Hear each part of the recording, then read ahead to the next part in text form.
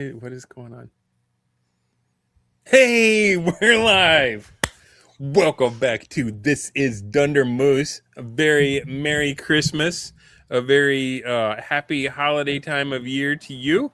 And this is kind of a different one. You guys may be missing my black curtain in the background. That was commandeered by the family for Christmas purposes to hide presents. So that's why I've got like the weird jaggy background. I think this is from Broriental Adventures back in the day. So there's your throwback. But I am excited. Oh, and we got Scooty Mike is in the chat. He can hear and he's glad to see the boys. I wish you could be here for this, man, but it might be cool to let them speak freely without the DM. I'm sure you will be able to enact various forms of revenge after the fact. But for now, it's the player show. And what are we talking about? Scudder Mike is a man of many talents and games. It seems like he's always got a ton of plates spinning. But one of them is Advanced Dungeons and Dragons, first edition. And he is playing it Bro XT style, with the idea of the total nonstop Braunstein. So I'm curious. I want to know how it's going. I want to know how you guys, Driving and Dragons said, just here mining content. Welcome, bro. I can't wait to see how intelligence is my dump stat. But you guys already knew that. You knew. Yeah, I was about to say, man, I'm going to do my best not to disappoint you, Daniel. Oh, man. Intelligence is my dump stat because I maxed out on Riz. Oh yeah, baby. Anyway, this is how we do it. It's gonna be a silly night. It's just, I mean, it's right before Christmas here, so let's get started. How did you guys get roped into this? Were you playing 1E and this was just another opportunity, or I'll start with Jack. We'll go clockwise around the screen. We'll start with Jack. All right. So I'll start by saying that what we are is Scudder Mike. Stop, Jack. Did you know the Dungeon Delver's here? Thanks for Dungeon the Delver, bro. Good to be with you again. Yo, Dungeon Delver. Yeah. Oh yeah. He's going to be part of this conversation. He most certainly is. If you even mention Advanced Dungeons and Dragons First Edition, he just summons in a puff of sulfur. Good to have you here, Bill. I've had to chase him out of my house like all week, over and over again. Worth a great hat. I cut you off. I got excited. I saw money and I had to step on it. So go ahead, Jack. Pick us up. I understand completely. Whatever the heck you were going to say. Is Scudder for Mike's shield bearers. We are channel members of his YouTube. He hosts a little Discord for us, and he runs games for us in there. Recently, we were playing a little bit of Mothership, but then Mike said, "You know what? I'm craving some AD&D," and we all said, "We're there for it." All right. I'm Jack. Right on. John with Jack. Monday nights. You guys know me, but I want to go ahead and let the rest of the group introduce themselves now after that short introduction, and also clarify anything I might have left out. movie guy John. I have a history in 5e, and I've been doing my own West Marches. I've blabbered on and on about that on Twitter. And I never really played AD&D before. And Mike was like, you know what? Come on. Let me show you the path to righteousness. After many a thread about my journey through the things. Right. And I joined the Discord and came in, and them's the history.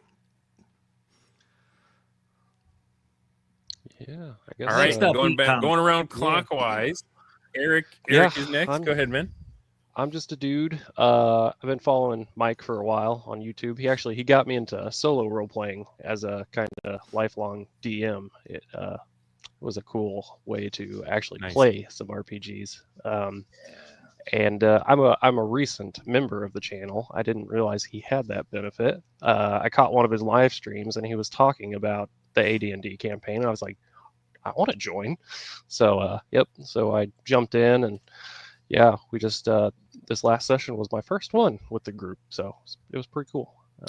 Yeah, right on. Yeah, I don't have much you of picked a a heck of a YouTube time presence to or anything start with either, us. Wait, so. that was your first session? With the group, I yeah. cannot wait to get into I've this. played AD&D in the past when I was younger, so not my first rodeo there, but yeah, first one with this troop. Right on, and that brings us to I'm Jay. In everything, it's just unregistered hypercam. I I love I it. started with third edition, got into first when fourth edition came out. Went back to 5e for a while, then went back to first. For Mike's channel, I was looking for solo roleplay stuff to basically to learn a bunch of different systems that I will probably never run or play. And I also just randomly heard about the AD&D group and joined through there. Right on. Well, welcome. Mike's in the chat. He says, but he has sent downtime as well. He Braunsteins in downtime as well. Yep, got that going on. We in the might need to background. unpack some of that terminology for people that are like, what the heck language did you just start speaking in tongues at me, Dundermoose? Wait, what? Yeah. Yes, we promise this is not some very niche porn. Well, it's probably that some too, might yeah. consider it that. that is a I don't- Christmas guarantee that this is not that. This is family friendly. Far from it. All right, so you guys all because Mike's a superstar and because he's always just enthusiastically doing interesting things, you were like, all right, we're getting on the hype train. We're gonna try this out. And Bill. All right, I will put that up. He goes, isn't it though? No, it's not. Bah humbug to your Grinchy ways. So the call goes out. You guys sign up, and unregistered hypercam. Sorry, that cracked me up. I'm going to call you that just because it amused me. You've got some experience with 1E. Movie guy John, you said you were pretty much just doing 5e when you jumped in on this. So what were your expectations going into it, and like at what point did you realize that this was way different than what you were used to? Pretty much when I cracked open the book and started reading it, page 1, I was like, oh dang, okay, this is different. Yeah. How? But Different how? yeah, no, I don't know. I wasn't exactly sure otherwise what to expect. Because I've played 5e for so long, right? Years. It's kind of the home base. But this was so exotic in a way. Just everything was laid out essay style. Everything was every part of it's been new the whole time through. And the pictures were black and white and it just rough and raw. And yeah. Now, do you have hard copies or PDFs, John? PDFs. I've had the hard copies of 1E in the shopping cart, but they've all been. I've been told that they have problems, so I have not. I've not done that. I would love those. That one would be nice, but I'm trying to find that page that like really dropped my jaw when I started reading it, and he starts describing the kind of games they're playing, and it's just way more people than I was used to. And the idea that one night they're playing a war game at each other's throats, and the next night they're all in the same team in a different part of the world. Do you guys know what I'm talking about? I do not remember the whole the book, specific really. page, but yeah, I don't remember that specific page. Bill, come on, Bill, you know this stuff. You're the expert here. But I do recognize, I remember even as a little kid reading this stuff in the early 80s and trying to understand it the best that I could with my primitive little goblin brain. It wasn't done cooking yet. That those concepts were apparent. I understood what it was saying. I just couldn't imagine actually doing it. And, my childhood experience was the classic one, all the stuff that made it too much like homework, we just dropped. By the end of it, we were using basically BX. That's what we were playing. We didn't do the domain play, henchmen, hirelings, any of that stuff really. It was straight up play, and that's what has made this completely different for me. It's completely new, and yet it's nostalgic and familiar because I'm going back to the books I loved as a kid. Yeah, I got right on, I man. got kind of intrigued by the specific restrictions. And that's a weird thing to say unless you come from 5e, where a lot of it's like, I'm the cool tabletop. This is like, you can't do this if you have this. You can't do this. I'm like, oh my goodness, I actually have to have a little bit of a matrix for myself to figure out what I can and can't do here. Yeah, I have to do a little bit of depending on the race you choose, you like get different modifiers to your attributes, and then it's like, well, these are the only classes you can pick for this demi-human, and if you pick it, you are going to cap out at a certain level. And so you immediately start hitting all these things that seem no fun. They seem less than the fun you were having in 5e, right? Yeah. On first blush, seems like I would hate it. That's kind of the when you're going in there, you're just like, I'm not gonna like this. All those YouTube videos are gonna be accurate. All those other people who are like, oh, it's too wordy, it's too crunchy, and then I'm sitting here being like, I like crunch. I like things like Captain Crunch. I like diving into the weeds of it, and I didn't really realize that until I saw those. All the fiddly bits. I think I even found your pamphlet too, just to kind of like nice. dive in. Yeah. And as I was going through it, each step of the way, I was like, all these restrictions are igniting something in me that I haven't had in a while with all the options available to God. And man, creativity under restriction, which is really exciting, actually. I think that's one of the coolest things about it is the choices you make matter in this kind of a, a system. Unlike 5e, everything tends to feel a little samey. I mean, not exactly, but Yeah, I get it. I feel like in 5e, like no matter what class you choose, you can always dip into magic powers, right? It's not like you're going to be this. I mean, you could kid out as a straight fighter, but like there's all these little subclasses within each pure class that I can be the arcane trickster rogue, or it feels like everybody's getting their peanut butter in the chocolate. Man, that was an old school reference. Anybody know those commercials? Yeesh, what a Gen Xer I am. All right, we got another super chat. Thank you, Build the Dungeon Delver, $5. With the mortality of low-level characters in 1E, I bet y'all wish you had an easy way to make new characters. If only there was a simple app to use.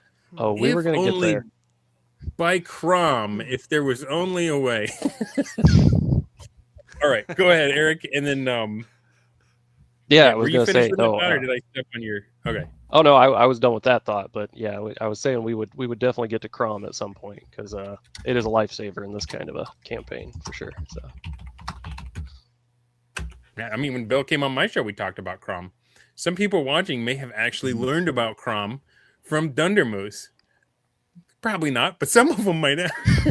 Nah, I smell royalties. I mean, there should be a cut there. I really, I think. I mean, that's really what these super chats are. But if you put it in that context, Bill's behind in payments. Yeah, the way he does it, it would be impossible for me to enforce that. If Bill is the car, you're the salesman, right? That's right. Back to talking about the IRS, I guess. Yeah, exactly. I'm boosting it out to literally dozen of adoring fans. All right, so going in, it's going to be different, and that's one of the things I was talking with Jack. A lot of the stuff in this game is counterintuitive. It looks like it would be no fun, but there is like a surprising amount of world building and gamesmanship behind those arbitrary rules that feel limiting and no fun. Some of them seem to be about game balance, and some of them are like straight up like this is what a dwarf is actually like, and this is what an elf cares about, and it's built into the rules, kind of like the way that a random encounter table is more world building than a wall of text can be, because the things you bump into tell you what's out there, right? Yep. So one of the things that Jack and I were talking about, and I feel like if this wasn't a big firestorm on Twitter recently, it probably will be again soon, but You guys do not assign full HP to your level ones, right? Like everyone has to roll the HP dice. Everyone has to roll their hit dice, and you get what you get, and you don't get upset, right? And the way we roll, you get what Crom gives you. Yeah. And that is 1 hit point in some cases. Crom is the expects vehicle a in lot which we get from our us. HP from. Yes. Crom will ask you the riddle of steel, and if you do not know, he'll cast you out of Valhalla laughing. So what did Crom do to you, Jack? Okay, so some people who have followed my X account and I've been even making memes about it, but Mike set up a thing where he said, roll up your stats, pick your race and class, and just send it to me, and then I'll feed that into Crom, and it'll spit out a character sheet for you, easy peasy. And I was like, great. So sent him that, and he asked what the character's name was, and I said Harold the Handsome. I was like, he's got a 16 charisma. All right, he's pretty solid fighter. Okay, so That's Mike almost paladin worthy. just sends it back to me in private in a text, and I'm like, all right, here's the character. This is pretty cool. This is pretty cool. It was hit points. Oh. 1 hit point, right? And Mike didn't say anything to me. He gave I'm no sorry, my indication that he Santa's little realized helper it. came in and brought me a tea. No, I said that is perfectly fine. That is perfectly fine. That does not disrupt my train of thought at all. I really love tea. Yeah, I can kind of go for a little coffee. I'm going to wait, derail pardon everybody's me, pardon trains of thought. 1 hit point. 1 hit point. So Crom gave me 1 hit point coming out of the character generation system, hardcore first edition. Was that your little secret with Mike, or did everybody else get to know? Mike himself didn't know. He didn't stop to look at the character sheet. He just generated out of Crom and sent it straight to me. So here it is. He gave no indication that he knew, and I didn't want to ask Mike, did you look at this even? Like, I'm like, no, I'm going to sit on this. This is going to be great. I'm going to die gloriously. That's the other thing they don't tell you session. is how funny it is when one of your friends rolls up 1 hit point to start their character. And so I show up everybody else. Show up at the first game, and we get to playing. And I'm the caller. I was the most experienced player in the group, and so I was making the calls. We're strategizing and all this good stuff, and then it go down in the first combat, and that has turned into a running theme with Harold, so much so that we've done multiple memes. And one of probably my favorite in that succession is the next game we had a new player join as a fighter, and I was like, yeah, all right, another fighter, 2 hit points. He had 2 hit points. Doubled your efficacy. We were rolling through there like dreadnoughts. We were. I also was went feeling down kind the of bad first combat. When I drew up my druid for the first session that Harold joined in, I was worried because I was like, I rolled a 3. I'm coming from 5e where you get 4 billion hit points for level 1, and I was like, 3. This is how am I going to do this? You're almost couldn't be maxed any for a worse magic than this, user. could it? Bunch of scrawny lads running about. So I'm coming in with my 3, being like, this is bad, right? And then Harold's like, haha, hold my beer. He's like, dang, you must work out. Now, Hyperkim, were you in those first sessions with us? What was your first session with Shield Bearers? I wasn't in the first one you were in. I was in the next one. I came in with a fighter with 2 hit points and fell in my first combat. That's right. That's right. That was you. That was.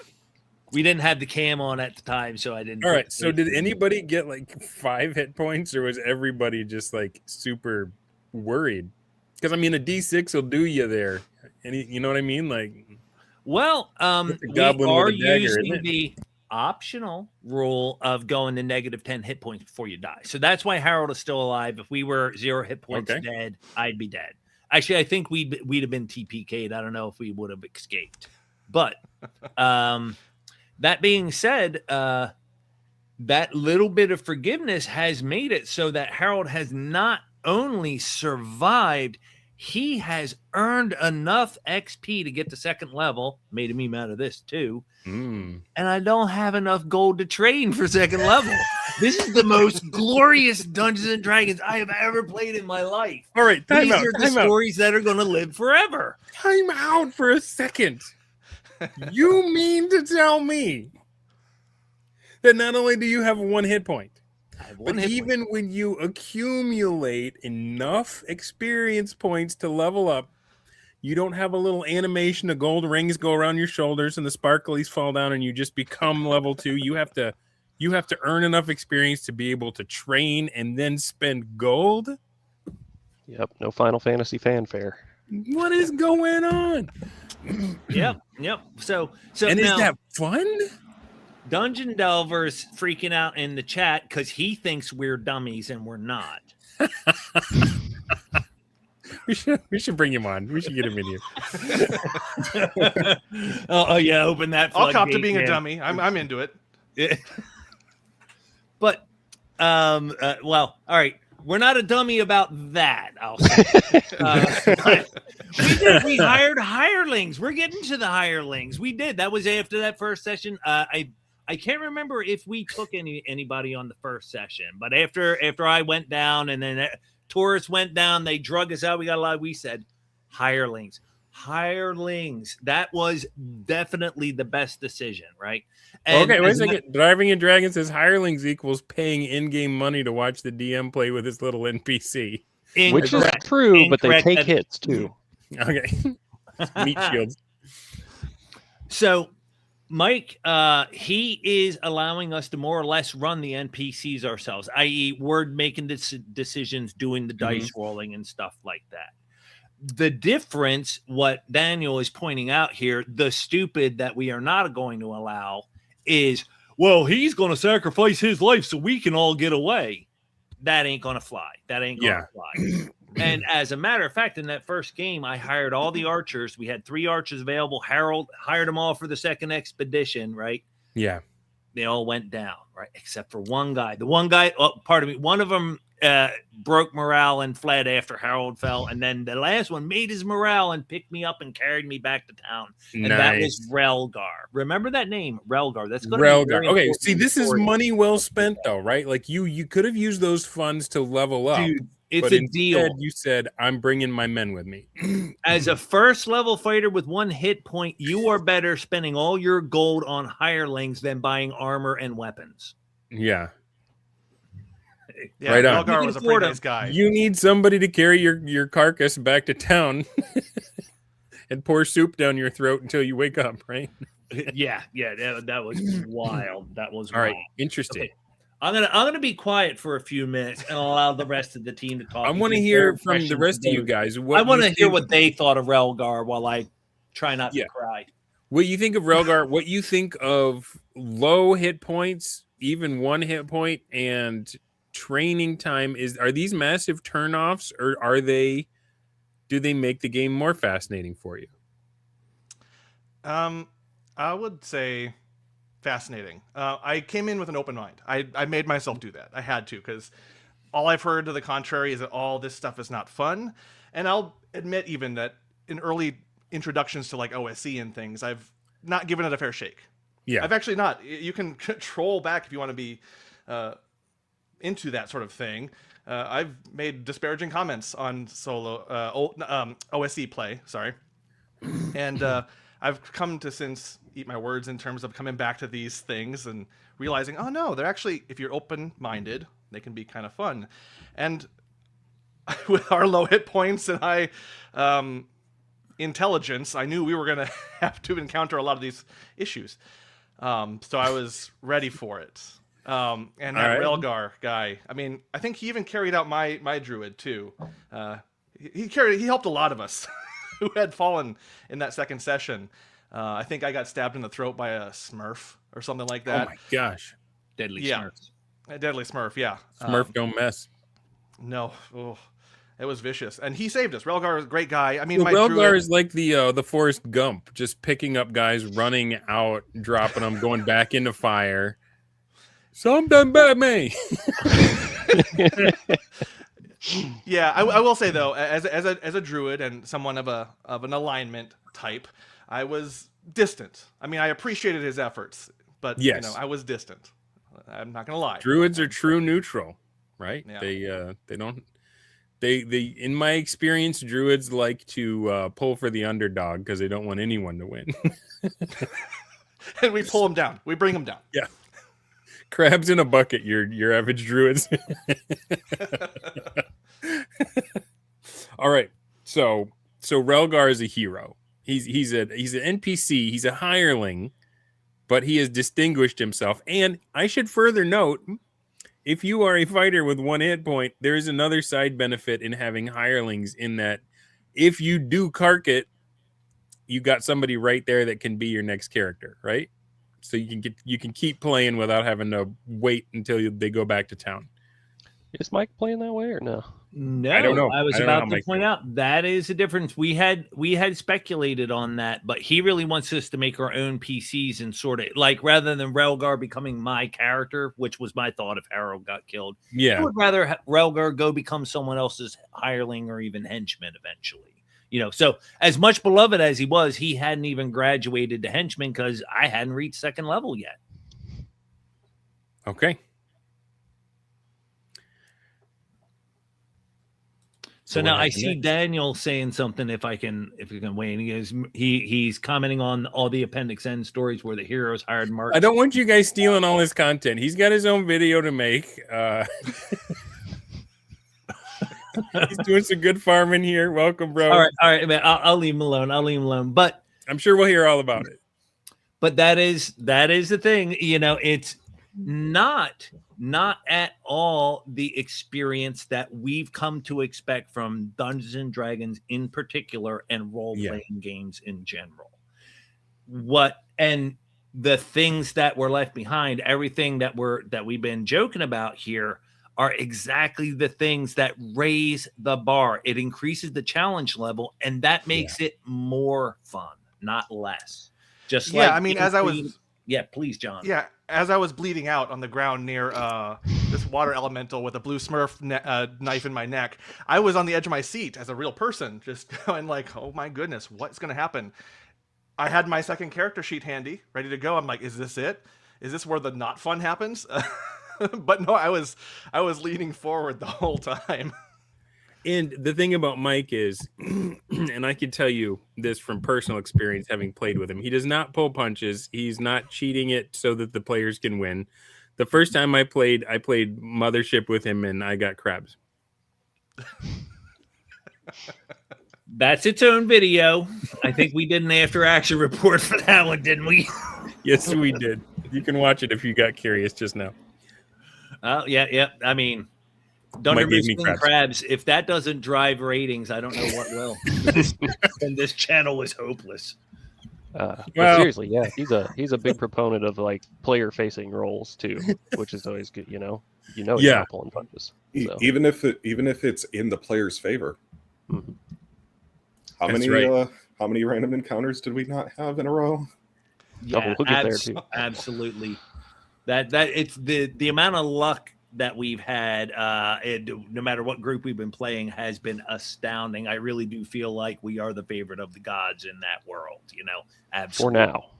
Well, the other thing to me, and you guys correct me if that's not how it's coming across or not the way he's doing it, but it seems like when you play with someone who's committed to playing the game rules as written, that they're not worried about affecting the outcome of the story or making sure that it builds to a satisfying climax or anything like that. The reason you lean forward for that is because you're learning the game. And you're like, what does it take to be a good character in this world? What does it take to be a good player of this game? Knowing that I can screw up and I'm going to pay for it if I do. And you don't win by learning how to play the psychology of the game master. You don't win by learning how to manipulate your DM. You win by learning how to play the game. And that to me seems a better goal. Before I have any of you answer that, though, I do want to thank Barrows Books, $4.99. It was a sturge, weren't it? That jumped up and bit you. Yes, sir, right on the butt top. All right. Now, if anybody remembers what I said before I did that accent, feel free to Well, it is interesting that you mentioned that, going back just ever so slightly. It comes down to the expectation of how this game goes, because each edition has its own set of expectations and all that. And as a player of 5e, I've been in that world of, there is a story. You kind of have to have a story as a DM. You kind of have to build these bumpers that everyone's going to thrash around in and try to break. Yeah. But they're going to pivot, and the initial inkling is to not want things to be disappointing or to fall flat because of the way things are set up. And the thing that kind of pops out with this first edition, playing in this second session, even from first to second session, was that wasn't, you don't think of it that way. It's more like from zero, what weird things happen at each stage of the game, and the story is built like you're building the tracks in front of you as the train's going. Yeah. And it's not this track you're already on, and if you deviate, you derail, or you get to the destination too quickly and you're sad. But it's more like in the moment, it's present. It's a different way to think through it, think about it. More of a present leading forward than a prescribed and kind of filling in the blanks. Yeah. Do you guys agree with that? I feel like that what he just said is pretty profound, but I want to poll the room. Like, what do you think about that?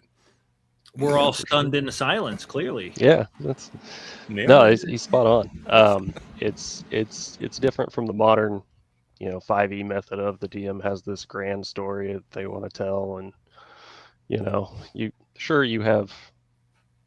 have some freedom to roam about, but don't go too far now. Okay, the DM doesn't want you to skip over this big boss fight that he's had set up for 7 sessions that he's ready for you all to get into. It's very much just Mike as the DM is the purveyor of the world. He's just interpreting, the results of the rolls, and that's how it is in the world. And he's ready to go with you wherever you head. If everyone's like, well, we're supposed to go into that cave and fight that big monster, but I'm still only level 1. I don't want that smoke. Mike can go with you where you want to go instead of that. Which, if he was here, we could ask him about it. I feel like the stuff that John was talking about can be a weight off of the DM. If you don't have a bunch of unmet story beats that in your head you're like, well, I can't wait to get him to this because then I can, relax about this other detail I'm holding on to. And I hope that the final battle is climactic enough to satisfy everybody. And like you can, as you're playing, you can feel like you're not living up to. Alexander McCrease talks about this as well. Like, whose job is it to make sure people have fun? I feel like in modern D&D, it can really feel like the DM's role is to make sure that they have fun. And if they're not having fun, it's because the DM is failing. And McCrease is like, no, the DM's job is to make sure that there is an environment where fun can happen, but it's up to the players what they're going to bring to it and stuff. So I know you guys are players in this one, but you probably also DM in other campaigns and stuff. Have you felt that pull, that tension about trying to keep a conventional game fun for your players? And do you think it would be different to run something like this? I definitely have in the past, but I will also say you can play this way in 5e. This is how I DM it in my group as well. Yeah. It's a lot less pressure, very low prep. It's awesome. Would recommend. Everybody should check it out. It's a continual journey. Because at even the beginning of this, even before starting here, I had one way of thinking about things, and I've always been just evolving. And now I got a lot to think about for the rest of this year and beyond in terms of how to run things and how to shift the game in a little bit of ways, or question or challenge any things that I thought were set in stone or preconceived notions. Just like, no, I got to go back. I got to challenge all that stuff. Yeah. Driving and Dragon says, if you build realistic worlds, you don't have to lead players to big events. And the other cool thing about playing this is you as a DM, you don't even know what the big events are until they start to happen. Like these naturally emerging convergences where stuff happens that nobody... Like that is, I think, for me, when I started playing this style, the idea that the dungeon master can be just as gobsmacked as everyone else about what just happened, like that is fun. You get to be on that side with the players, and everyone's like, "I cannot believe that just happened." Those are the nights you tell about for the rest of your lives. So that being said, any other comments about the style of play before we get into like actually what happened, the history of the game?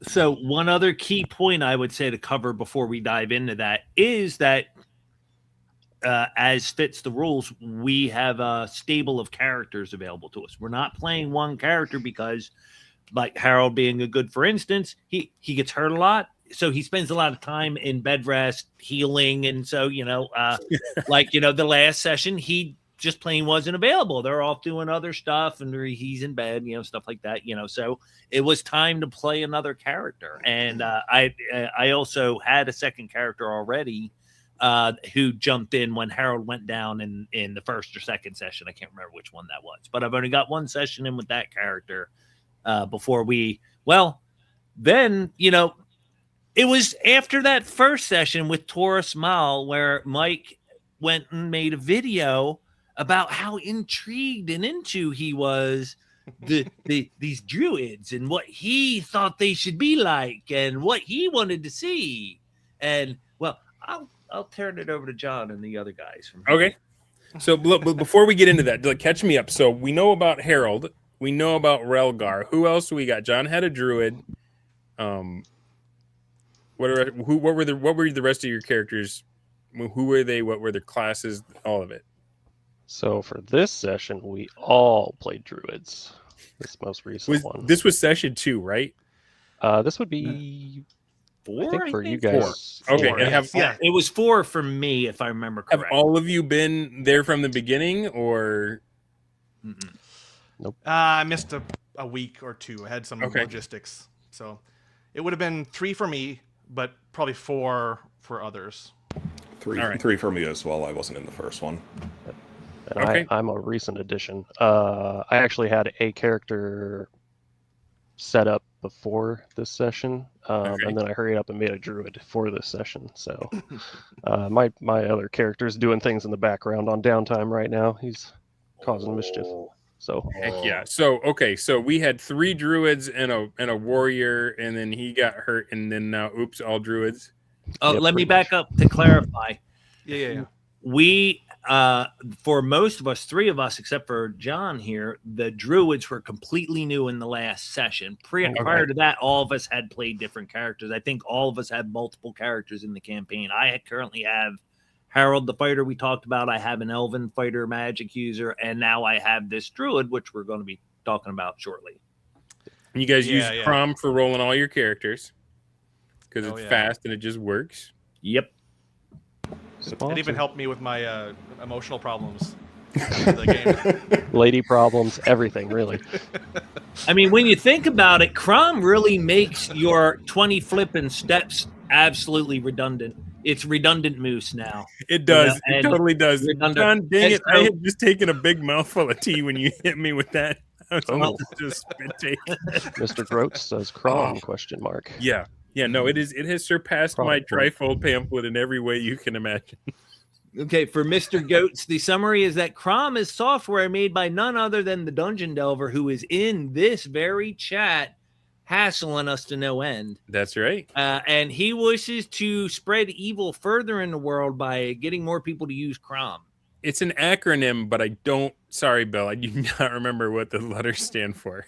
But basically, dude just straight up hard coded an app. It's like the D&D Beyond of first edition. It's phenomenal. And it's the thing about Dungeons and Dragons first edition is it can take a while to roll up your character because there's a lot of things you need to know. How tall are they? How much do they weigh? What on earth can that matter? How much do they weigh? Well, when you go into grappling, big dudes will chuck the little ones around, right? Your weight matters a lot when your party members have to carry you out of the dungeon repeatedly. Hey, Patty, welcome to the show, man. Dude. Yeah, so you could be somebody else's encumbrance. That is very romantic, actually. Get that on a Valentine's Day. I am the group's encumbrance. Will you be my encumbrance? Me. Now we're just nicely calling people dead weight. So. I can't carry the ring, Mr. Frodo, but I can carry you. I'm not dead yet. You're not fooling anybody, Harold. I soon will be. I gotta check my encumbrance before I can carry you. I feel happy. I'm not dropping the gold to take you out of here. Let's be honest. Okay, so part Harold of the or I Copper? interrupted, we were going around and letting everybody I'm so introduce distracted all the both. characters you've had in Mike's game so far. John. So Taurus has kind of been the OG for this dive into AD&D. He was my first in there, and I have another fighter chilling, doing his own thing, named Bertolac, who is going to be very PO'd when he finds out what happened here tonight. But yeah, Taurus has been my main. I'm sorry, John. I got to stop you one more time because I get this because I've been living this world for the last 4 years, but some of the stuff you're saying is going to break people's frame of what D&D is. It sounds like all of you have more than one character. And you just said when my other character finds out about what my character just did, he's going to be mad. Yeah. Right? Yeah, like no, that doesn't fit in most people's head. Now, for me, I'd say now you're really role playing. When you are role playing what one of your players knows that the other doesn't, and whoever you're playing that session, I mean, they might want to kill each other, and that might go down. And I've seen that happen. I've seen a man named Dornell use one of his characters to sneak attack, kill another one of his characters, and then they all got into an argument, and the man bled out. Right? And that is just on the moon from the way that most people think about this game. So I'm sorry. I keep interrupting. I keep getting excited. You've got multiple players. Your right hand doesn't know what your left hand has done. Yeah, no, and maybe I had some advantage in being able to do this just coming from DM land, where you have to just live every character no matter what. But yeah, now after thinking about it later, I'm like, this just got real exciting. Actually, I did something. Velma says really not bad. everyone can play more than one bingo card. That's my baby. I love that. But yeah, no, I like one character did something really awful, and the other one's gonna find out about they're opposed, and alignment matters. So suddenly I'm like, okay, well, Bertolac is very lawful good. He is painfully lawful good. He is going to have to painfully lawful good over those druids and do something about it. Yeah, heck yeah. So Eric, how many dudes are you rocking? I have 2 right now. Okay. With a third one on the way. But yeah, so my first character that I rolled up was a thief, a little scoundrel. I was expecting to do a session with him, but actually after I rolled him up, he's out of money. He's broke. That's a bad thief if he's out of money. Or maybe that's so it worked out he's a thief. So yeah, in my downtime I've just been up to some stuff. So trying to resolve that situation, put some food on the table. Thieves and assassins have the best downtime. Yeah, for sure. In my experience. Because he was actually on downtime when we did this session, I believe. I think his downtime was about to end, but hadn't yet. So okay. Well, we've thrown that term around, so we might as well define our terms. What is downtime to you? How is Mike using it? What is it? So, because I think when I hear about downtime, I think, oh, so we're doing a session in town where we're all going to go to the shops and purchase our goods, right? That's our downtime shopping episode. Yeah. No, I mean, if you think about it, in all these grand stories, the heroes aren't, going from beggars on the streets straight to gods in a 2-week period, right? There's times when they're that escalated fast. Yeah, well, that's JRPG kind of thing, I guess. There's got to be time where they're, like you said, shopping is one thing you got to do. There's travel. It could take weeks to get somewhere, and this is all 1-to-1 time, so those times matter. The amount of time it takes to get from one place to another matters. And for instance, a week's worth of bed rest when you get the 0 hit points. That's come up frequently. Yeah, one of Mike's other Harold, players, yes. I believe, has been gone fighting a battle, so like some mass combat stuff going on. So he's off doing that for who knows how long. So that's your character is on downtime. So that's one way to define it. The other is, you know, when you're not playing, when you're not actively in a session, you can be working towards a goal, kind of a, you know, a more boring thing. You know, maybe you're just trying to find somewhere to hawk something you maybe stole, or Yeah. in another case, you're you know, you're planning out a robbery, or you're planning out an assassination. You know, there's all sorts of things you can do on downtime. Adventurers are mostly just known for carousing. You know, most of them are just getting drunk and Yep. Spending all their coins, so they got to go back. Yeah. So as there's all Macho sorts of Macho Mandolf points out, some people's downtime can even be in the far future. That's actually happening with my character in his campaign. What's yeah, the longest downtime you've experienced? Huh? What's the longest downtime you've experienced? Well, I'm doing it right now. I had to step. You know, I got diagnosed with diabetes, and I'm making a bunch of changes to my life. That's one of the reasons we started at 8 instead of 9. And so I had to step away from Trilopulus, but Macho had stuff going. I had basically gotten a wish, and I had wished that my character would be a name level wizard. And so that happened, but you know, monkey's paw, the DM. Cool. So like when he went to sleep that night, he woke up in the far future.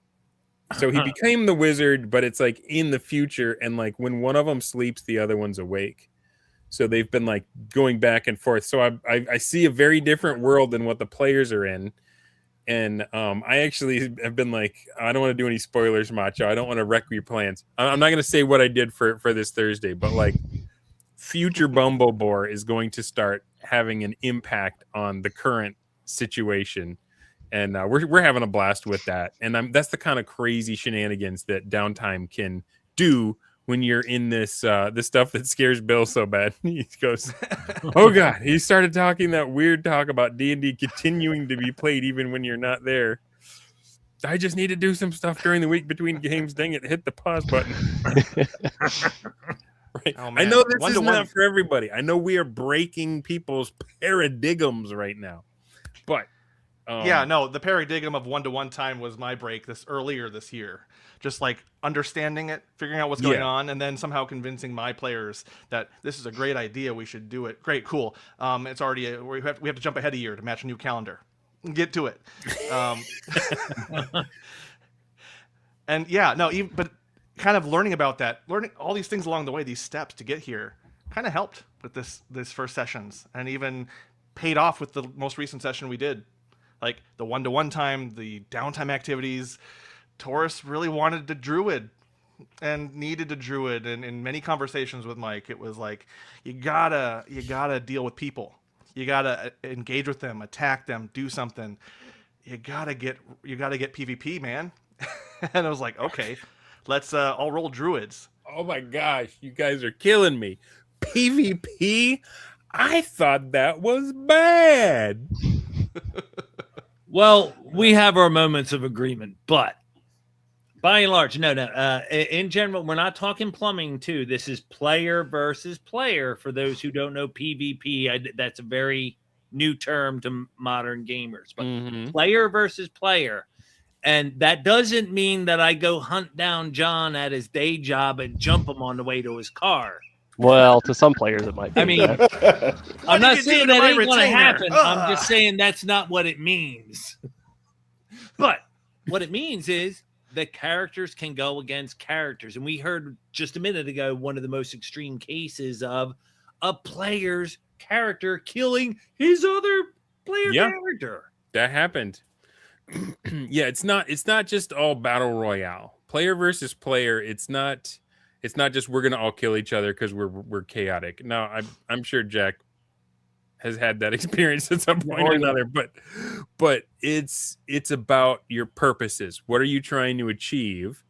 And are people trying to thwart that or help it or what? You may have a thief that's going along with a bunch of lawful good folk, and they're going to be looking for opportunities to enact their nature as well. That doesn't mean that they're trying to side rail the whole night or the session or whatever. But once you have let go of the idea that an adventure is the get along gang moving along your plot point to your already decided ending, Once you let go of that, you don't have to be scared if the players start doing stuff that's unexpected and a little bit crazy.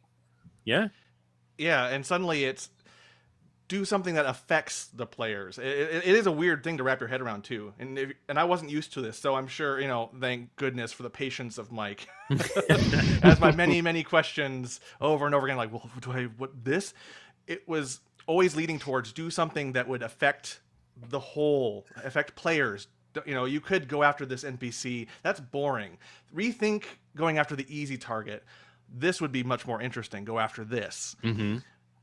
So it was a deep learning session up to this point, up to this, this session in question, of just do something that's forward-facing, player-facing, that affects everyone, either makes them happy or pisses them all off. Yeah. And we now know what I chose, or we will know what I chose. Yeah, we will. I'm sorry, I got it. The chat is just fire, you guys, right now. Mr. Bradford Walker says conventional play is a performative theme park driven by fanfic sensibilities, which is why they think it's a narrative medium. The gloves are off, my bros. Shots fired. And it's okay because nobody watches my channel, so we can say whatever we like. All right, enough philosophizing about the play style. Don't anger the theater kids. All right, that's right. That's rule 1 of D&D. Yeah, speaking of the theater kids, where is Block Lodge Games? Are they watching right now? I know I'm their number 2 after themselves, so I know sooner or later they will see this. They must be lurking. Yeah. Patty says, "I am nobody." Oh man. Hey, Patty, you're the only thing worth watching on Rumble. So that's right. You have that going for you. The representing ginger. There's other just fire comments. I'm sorry, guys. I haven't kept up with them because I don't want to be rude to my guests, but you guys are all hilarious in the chat, and I love you, and I'm glad you're here. So tell me about the game. So we got Harold is out of commission, probably healing up. He's doing his Nordberg in the hospital bed with the legs and the cast and stuff. So it's the night of all druids, and what is the setup, and what have you done?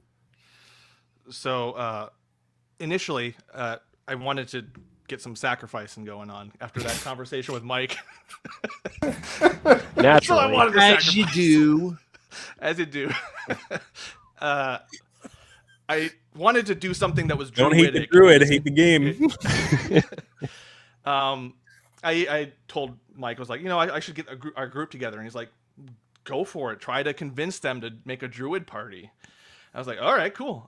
Let's all make a druid party, everyone, and get up to some real mischief. And everyone said yes. So and I cool. said, that Sounded sounds amazing, like good, clean fun. I'll sign right up for that. Meanwhile, I'm just like, oh yeah, we can cause some real problems here. So Jack was up for it. What did you guys think when you heard that? You're like, I don't. Like, were you like down for it? Like, that'll be fun, or were you like, I don't know where this is going, or how did you feel? I was ready. I was like, this is the kind of gameplay I've come for. I was thinking, well, all druid party, we're keeping alignments sort of like teams, I guess. So it's like, okay, and then we're gonna sacrifice someone. Well, okay. And at first we're thinking like a torchbearer. And it's like neutral takes on a whole new meaning. That's not fun. Go for a player character or a retainer. And I'm thinking, okay, you know what? Let's just jump in the deep end with it. Tell me about that moment though, right? Because everyone's like, well, we'll just hire a hireling, right? Like what we were saying earlier, what everybody uses them for is a meat shield. We'll just like get some schmuck to like some linkboy to hold a torch for us, and then we'll off them. And Mike said no. Yeah, I was like, these are fresh characters. I have like 6 hit points, which is pretty high for a fresh character in this game. Three of the other characters. A veritable tank. So, yeah, once he's like, go for a player, go for someone important to everybody. So, what did you guys think when he did you trust that judgment, or were you weirded out by that, or like? What? I trusted that judgment to get us all killed, but hey, whatever happens. What did you think he was up to when he was like, "No, you got to grab somebody that matters, not just a fake shimp"? Well, it was like a puppy who just lost the leash, And it was like, am I free? It's like, can I go? Oh, he's not holding on. All right, let's do it. So then it was like racking my brain, like, who could be sacrificed? I don't have anyone that's valuable to me. I am a half-elf true neutral. Like, I don't care. And we got some new guys here, and they don't have connections. You don't kill your druid kind, right? But who was Harold, the first one to say the name Relgar?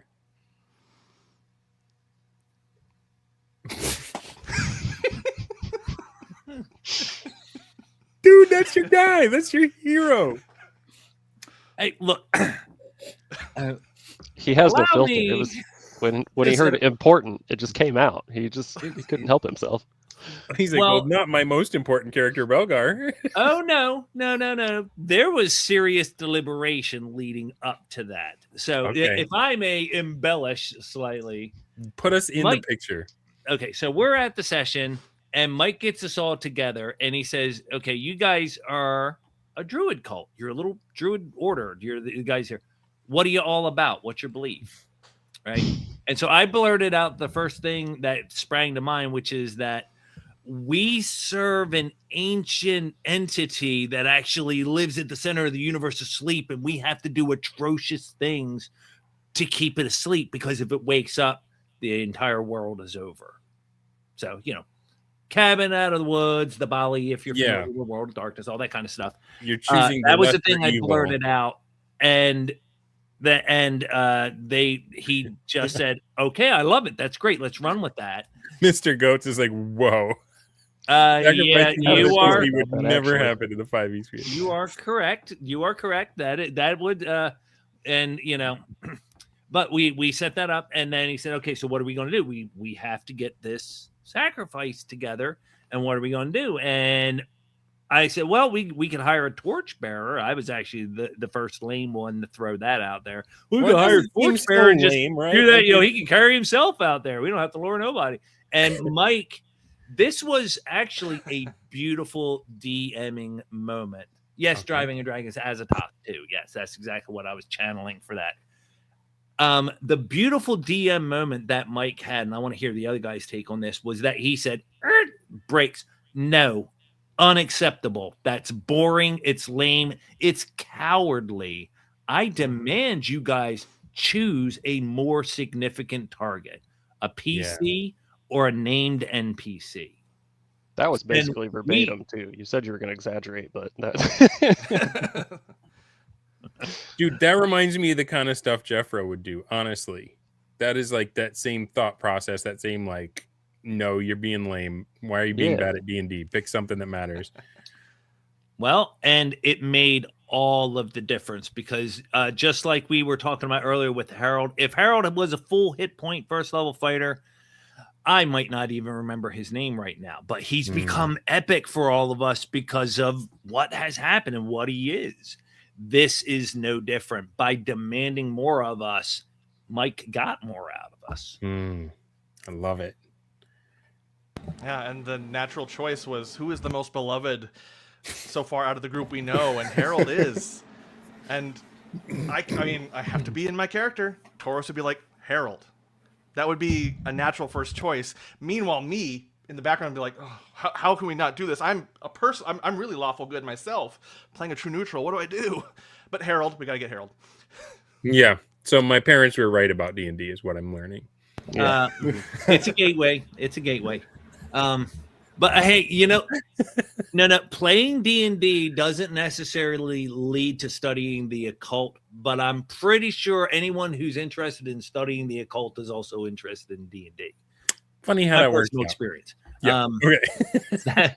Just throw that out there. But that being said, though, Just because we haven't enraged enough people tonight. D&D Twitter. I do remember Hey, at one you point. know what? Jack, We're doing everything. Go ahead. That's right. Jack, at one point, I do remember we were trying to figure out how are you going to fight back, because I think you are you going to try to fight back? We were deliberating all the ins and outs. Like, okay, we got to get Harold. The first thing was, to be honest, I did not put Harold on the chopping block. I was not willing to do that. We did throw that out there. What I did throw out was my other player character, the elf that only had one session. Nobody even remembers his name. His name's Beadrim. Important to me, not to anyone else. And we did talk about that, and Mike was like, "Well, I'm okay with that, but I do want him to fight back and be that." And I said blatantly, "Oh, I'm going to try and kill you guys. If we do this, I am, as my elf, I am going to be trying to kill all of you, and I'm going to kill my own druid last. I'm going to make sure I get all of you first." Right, that's how this is going to go down. But again, with a little bit of deliberation, I clarify. I don't remember exactly how we shifted, but it became, well, nobody really cares about this elf. Everybody cares about Relgar, this one NPC. People who don't play in our game know who Relgar is.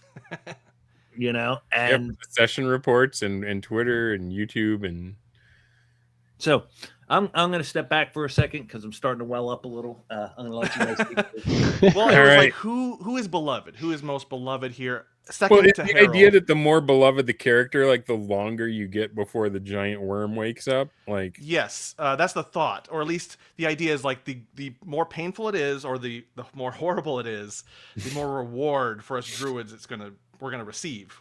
Okay. Whatever that looks like, we don't know yet, but we got to know that it's got to be real. It's got to be real hurtful. It's got to be true neutral. Because true neutral isn't just like I don't care, I don't give a toot. It's more like we're against everybody. We're against the lawful good, the chaotic evil. We're playing by we our have own no rules. home but ourselves. Yeah, interesting. Also, Patty's Parlor asks, "Are you guys doing player scoring during these games?" Yes, Mike is telling us all how good or bad we are. Thank you for calling that out. Yeah, and that plays into it too, right? Like if you're a wizard, you shouldn't be charging the front with the fighters. You're going to get marked down for that. It reinforces playing your role. Good question, Patty. Barros says, Jack Chick promised me a goth dummy mommy DM that would bully my friends for getting their PCs killed. Instead, I got you guys. I got my goth mommy money. I don't know why it didn't work for you, man. All right. So you guys have chosen the victim, but again, probably protected by powerful good guys. And like, Jack, are you like going schizophrenic at this moment while you're like, okay, here's how my guy would try to protect him. Here's how my other guy would try to get around. I saw the light dye in his eyes a little bit. So I can clearly not choose the cup in front of me.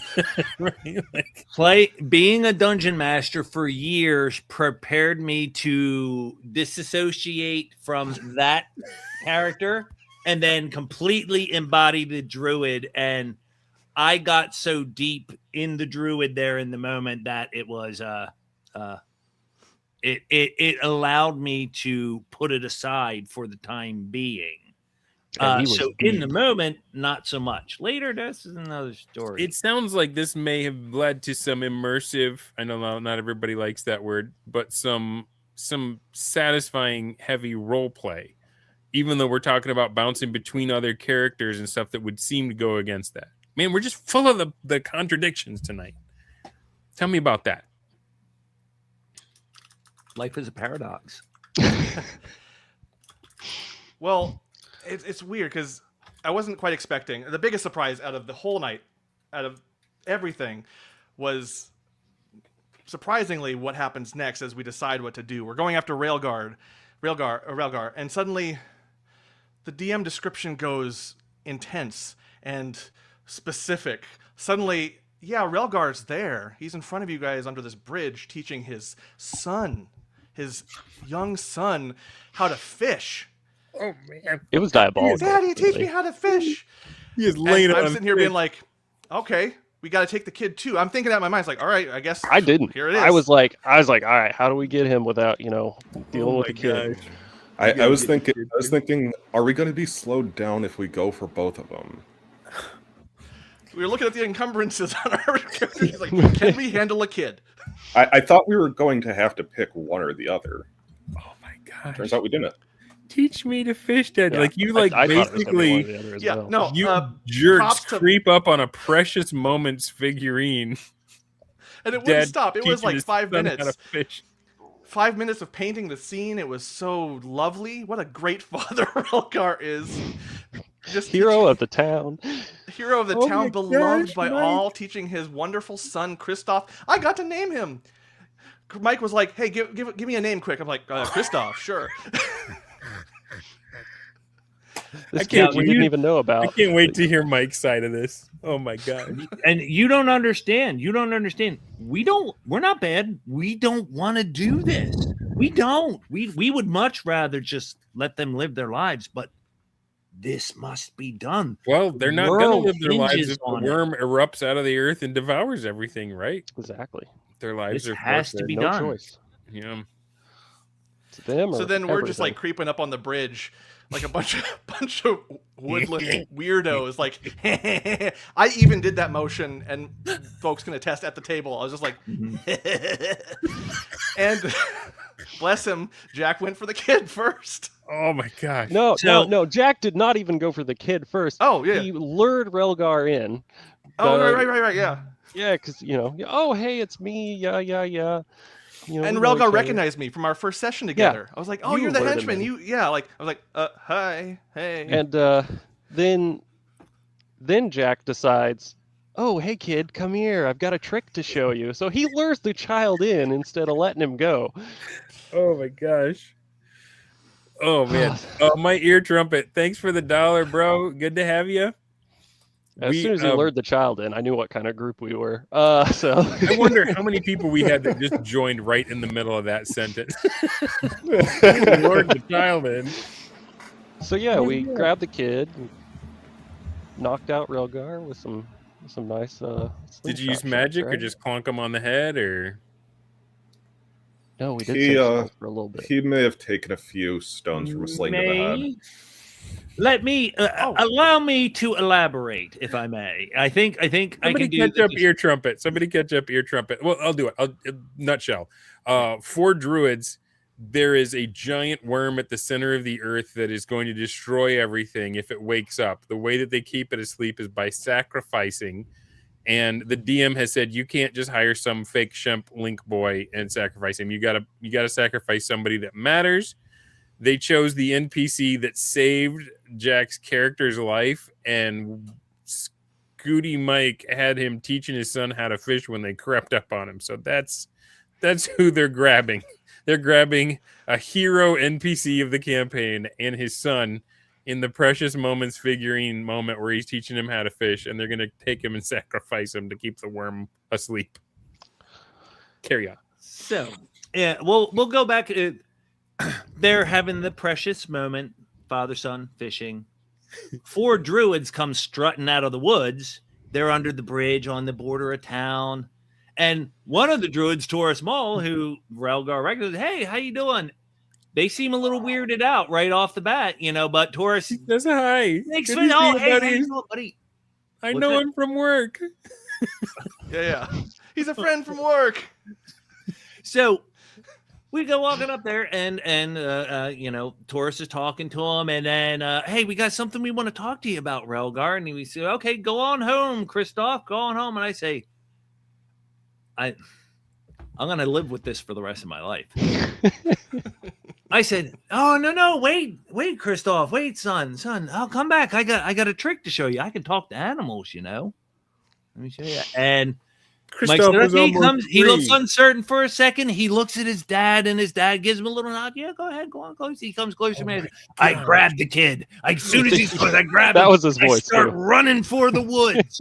Oh, we're right in that moment. That's a flashback to that moment. Oh my god. Yeah, he takes off with them, and I'm like, all right, we're doing it. This is jumping off the diving board into the pool. It's too late. We can't do anything now. We got to go forward. Which is pretty And, smart to grab the kid because he's smaller, he weighs less, you get farther. Of course, Relgar's not just going to let him go. I mean, and there's your 2 for 1. So naturally, we get our slings and we get to Relgar. We try to hit him with those slings to knock him out too. He manages I go forward. to I do it. stab me once while I'm running away with the kid. He risks stabbing his own son. Mike says this out loud. He goes, he would rather his son die on his own sword than let you guys get away with him. All right. And he stabbed me once. I made it out there. He managed to get a bow shot off at my back before these guys took him down with the slings. All right. So you're injured. I'm injured, stumbling into the woods. Meanwhile, he's been knocked out, and the other guys, they go running back and grab Relgar, and we drag them all out into the woods, and we're hearing in the distance, guards, guards, guards. Here they come. But it's too late. You've already got them. Hot pursuit, and we're going into the woods. William Ronto with I think they $20. got some entangles off on the guards. They were close. We were not. I'm sorry, go ahead.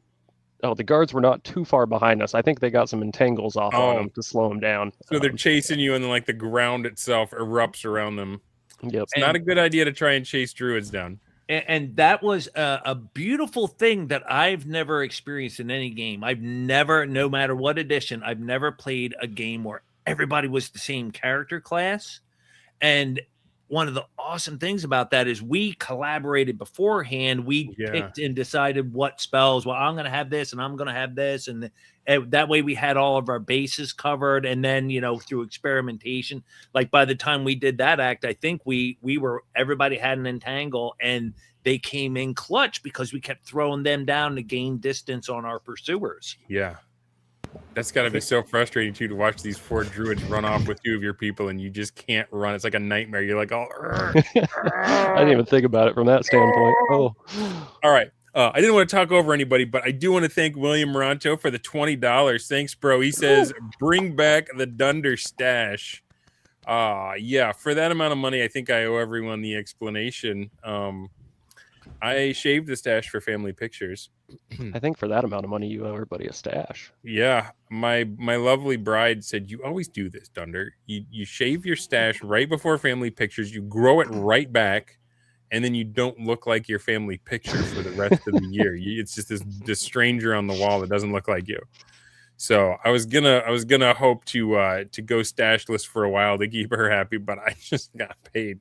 If I may be so bold, there's an obvious lesson there, Dunder. The audience demands the facial. I'm so unadorned and plain without it. If I didn't have eyebrows, I'd look like a thumb. Anyway, thanks, bro. Thunder Moose. Thunder Moose. Thunder Moose. That's hard to say. Anyway, thanks for that moment, bro. So you guys get away from town with these. Are they both unconscious or just the kid? I mean, the kid's not unconscious, just the dad. Oh, right? Relgar is unconscious. The kid we just bound and gagged. Oh, yeah. This is, as B-Dub said, the authority of the stash. That's right. Yeah, the kid is like in full-on panic mode, too, just like freaking out. Probably and flailing.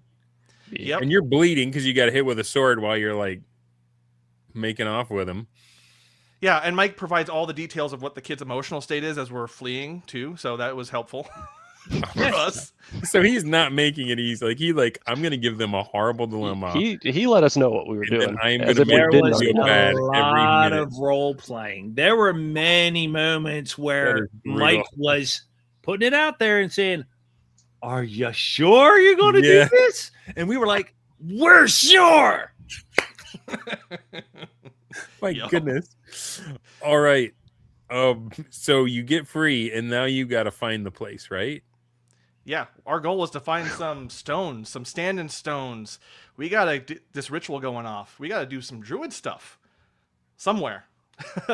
Taurus had the downtime to go find rumors. I'd heard of these stones, these dolmen stones in this old land, this forgotten place, this ancient abandoned city. So, yeah, it was northwest, and it was like, let's just go northwest. We'll figure it out. There's swamps. Druids and swamps. Great. Yeah, let's do it. and then what proceeded to happen was almost an unfathomable amount of checks that go in our favor. I can't express just how lucky we were doing such awful things that we did. No encounters except for one cottage along the way, which was weird. But a lesser DM might have felt tempted at that point to fudge the dice and give you some encounters so you don't just get away scot-free. But you find, to your delight, that you have a free. You've done it. You get away. You just make your way through the countryside, and no monster rears up to stop you. No DM fiat gets in the way. You are just allowed. There was one area where we kind of had to make a decision, and Mike did what all good DMs do and tickle the curiosity of everybody. I have it bad. I had to really keep it in check because there's this cottage. There's these pigs. There's all these pigs everywhere, fenced in, squealing, freaking out. At No, our not presence. even. They were acting No, weird. they were actually like lined up, weren't they? Yeah, they were acting weird. They're like, this is not what pigs do. They lined Right, up. They lined up and stared at us all like in a line, like single file and patterned back. And I'm Like just like, inspection. I wanted to explore that, but I'm like, well, I'm holding on to Railgar. I bashed his head into the sling. We gotta go, but I want to know what this is. So Jack, he had the. Oh yeah, and the context. Anyone who keeps up with Mike's after action reports will recognize that as Hot Sally's cabin, who Harold has met. Not Sally. Right, Hot Sally, sweet old lady. So this was a beautiful moment for me because my other character's been here and knows what's going on, but this one doesn't. I gotta play dumb. You got to play dumb. So we go wandering on up there, and then, my spell choice finally came into play, and I said, hey, I got to speak with animals. We'll just go and talk to the pigs. There you go. Well, for druids, that's a good play, right? It turned out being really solid. Like, anybody who ever gets the chance to repeat what we're doing, I highly recommend it. It's a completely different level of play. The kind of strategy and tactics that you can incorporate by following these themes, and particularly with druids, because there's many abilities that you get in later levels that in a mixed group, they just don't matter. Big deal. They can't detect your tracks. So what? They can detect all the rest of the party's tracks. But if we're all druids of that level, man, we can come and go, and you're all passing without trace, and and like I said, having those overlapping and complementary spells really made all the difference for us. Mm-hmm. Yeah, it was good spell choices for sure. It's a good thing we took the time to all check those out, know what they were, and decide who had what. So right on. Yeah, I'm still reeling though. I'm just still reeling out how little we were accosted on our journey. I'd been chided before in the past with just like traveling willy-nilly back and forth with my fighter Bertolac, just with no care in the world. And Mike had to step me aside, DM-wise, and be like, you could die, right? It's like, oh, yeah, okay, oops. 30 to 300 orcs. As someone who has faced random encounters in AD&D 1E, it is such a miracle that we didn't run into anything. Like, it's unfathomable, really. I feel like going to and back from a dungeon, it was like every trip I was getting into an encounter and was like half we can't wait till we get safely into the dungeon, right? Yeah. And I was waiting every step of the way for our adventure to end, for justice to come for Railgar and his son. I was waiting for every step of the way for something to just end it for us and be like, okay, yeah, the forces of law win. Oh, well. But we got away with it. So what happened with the pigs? Like, did that slow you down at all, or so I cast the spell, talk to the pigs, and as you might have expected, as Harold had kind of surmised from his previous adventure, these pigs are actually prisoners of the Fae court, who they are unfaithful husbands who have been changed into pigs, and they get handed over to this old lady to wait until they are picked for mealtime. So it was. Right, so that's what all the pigs were, and the druids figured it out immediately. Whereas Harold surmised it through all this talking with the old lady and refused to eat or drink anything. The druids, though, completely different experience, and we were like, oh, she's doing that. This is not a good idea. And we talked for a minute. We talked, well, I kind of want to let them go. I mean, that might create a lot of ruckus. And I said, yeah, but if the old lady in the cabin has turned them all into pigs, I don't know if we want to mess with that. Yeah, she can do it to you too, right? Right? Yeah, she's going to bring the hurt. So what we compromised on was, all right, pigs, we'll make a deal with you. I'll unlatch the gate as long as you guys wait to break out when the next set of humans comes up, because they're friends of ours and they're going to help you. The ones that are chasing you? The guy, yeah. So the guy's chasing. You said Hot Sally is a trap. Just break out, make a big ruckus. They'll help you. They get you away from this old lady. That it'll be good. See you later. And off into the swamp we went. Devious. And, And we got to hear the sounds as we traveled. We got to hear about it. Oh man. So these poor guys, they have to run in slow motion because they're all entangled in the vines. They finally get on your trail. They can barely track you because you're just no footprints. And then they come across Hot Sally and the pigs go running for it. And then who knows what happened to those poor folk. Yeah, we don't even know, and who knows what downstream consequences we're going to face because of that. I'm sure Mike's We licking did his hear- chops right now. Yeah, we did hear a lot of noise, though. We heard the sound of soldiers and pigs squealing, so something happened. There was a commotion. The next time it'll just be a burned down cottage where she once was. Something happened. Yeah. Or she's just going to have a few more pigs. Yeah. That could be too, yeah. Who knows? All right. So, but that was the only thing of note that happened on the way. Yeah, as Taurus was already laying out, Well, we had days upon days of travel, rolling encounter checks, tense. I mean, I'm biting my fingernails. I think did we have a couple close calls during the way, and we ditched. No, it was completely scot free.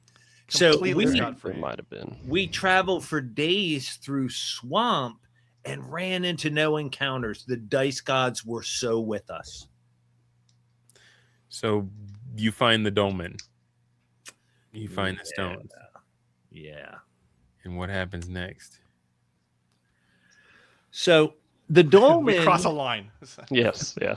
That we could not uncross.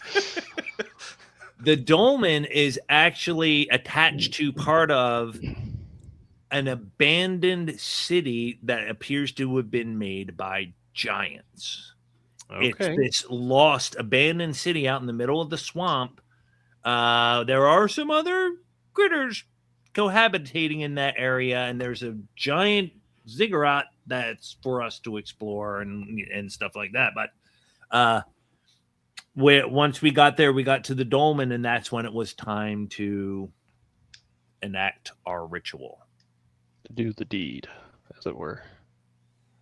Go all winter's daughter. Satiate our hunger.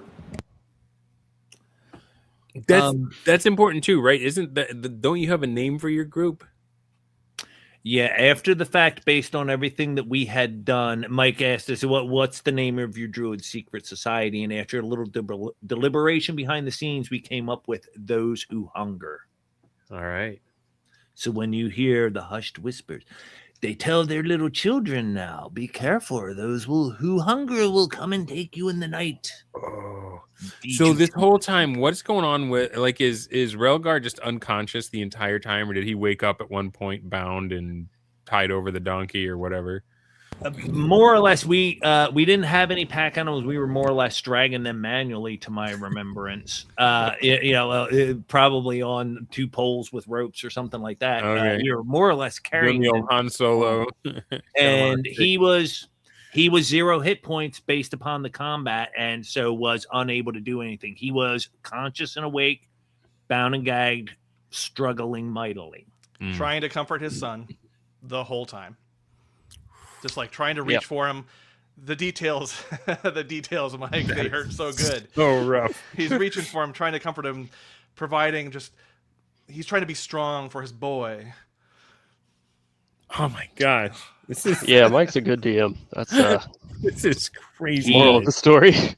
He really set the tone. And if you'll permit me to be somber in this moment, but to also express how solemn and real that moment was in the game. You could hear a pin drop everywhere. It was intense in ways that I don't think most people experience in their games. It was a moment that damn near moved me to tears, and almost still does, thinking back on it. Really?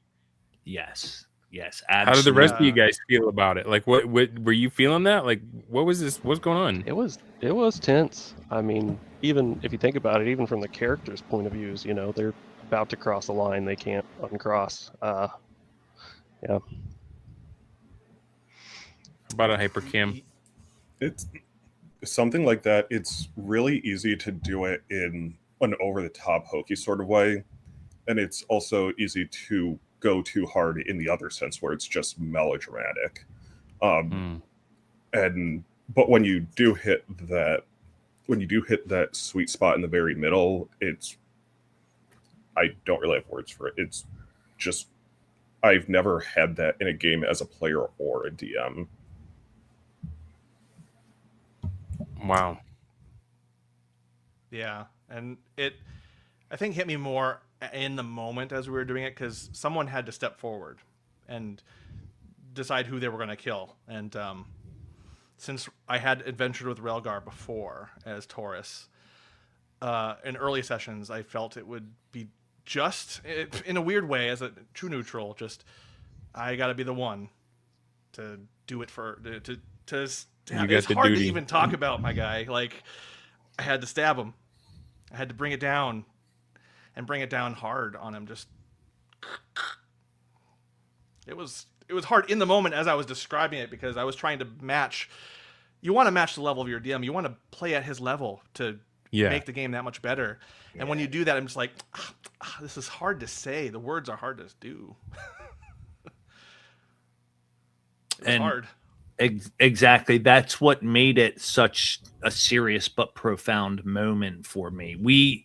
None of us at this moment, it was in that very transcendent moment. It wasn't just a game anymore. We were living this. We were in there, breathing this, Wow.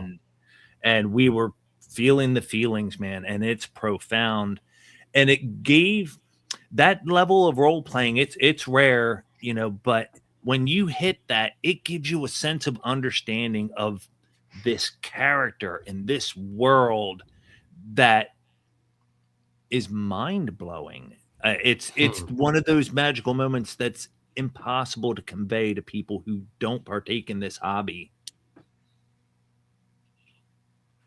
Yeah. A lot of response in the chat. Patty says, this is what bums me out about the people who cannot really get over themselves enough to try this stuff out. I'm disappearing as I talk about it. And Daniel says, what bothers me is people who think it's the mechanics of the playstyle that creates it instead of simply playing in good faith. What do you guys think about that comment?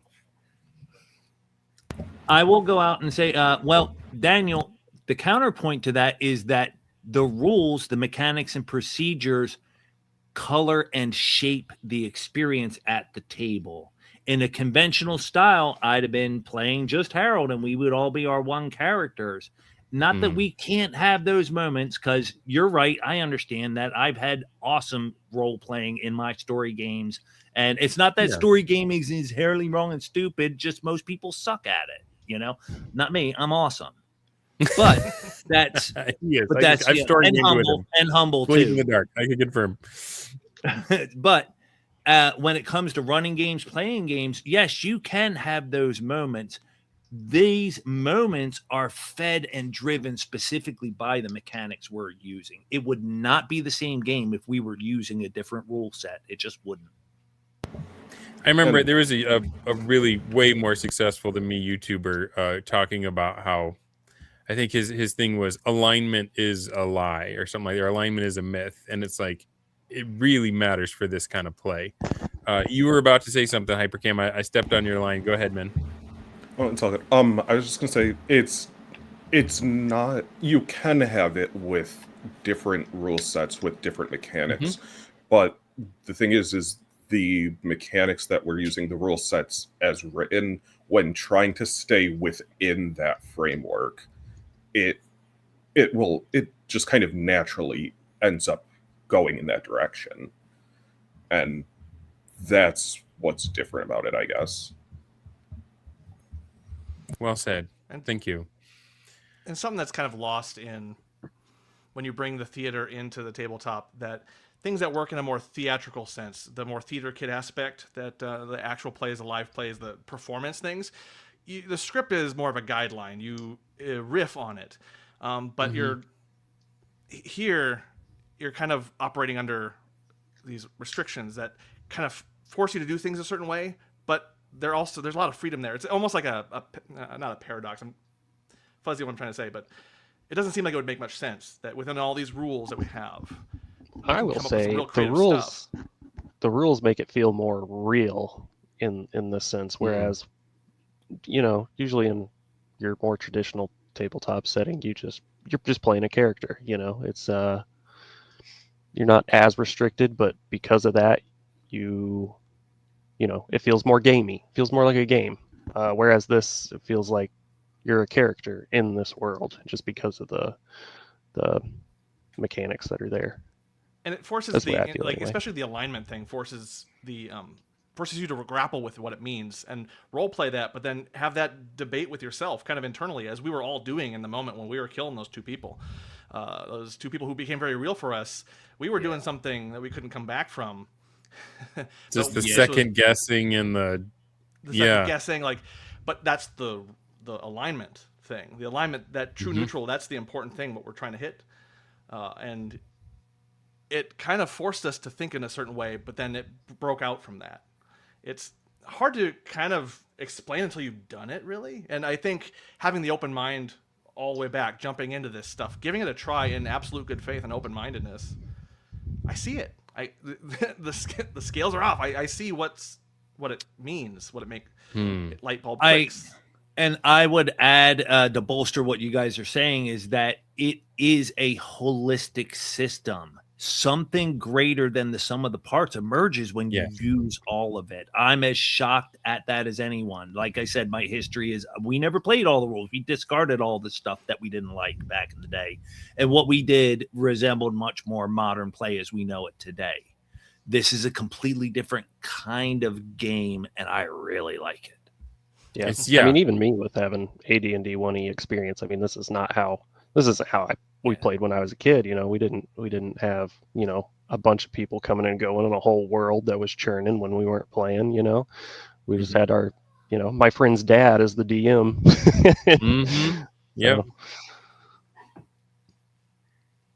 Yeah, and I've noticed the people that get a taste of this, like you have, they want more of it, and they may do it in other systems, right? Like you said, Eric, you can do this in 5e. But the things that are in 1E, you lift them out and you put them in the other systems to make them sing, because there are load bearing rules that we either disregarded or removed, and then we didn't even know the second and third order effects of what we lost when we moved them. And that's why kind of when we started this, that's kind of why I wanted to take some time and kind of devil's advocate through what is all this terminology that you're using? What is this mindset shift? Because I feel like a lot of times people argue past each other because they are starting from such radically different places. The assumptions that lie under the arguments make it so that we're not even seeing eye to eye. And I don't know how you get somebody to try it like you guys have. You guys are the exception. Most people say, I've been doing this long enough. I know what it's all about. What you're saying makes no sense. I reject it out of hand, right? So I don't know how you turned that corner to you were I'm going to be willing to give this a try. But once you did, you started playing a game that not many people actually ever got to play, even ones that were playing it at the beginning.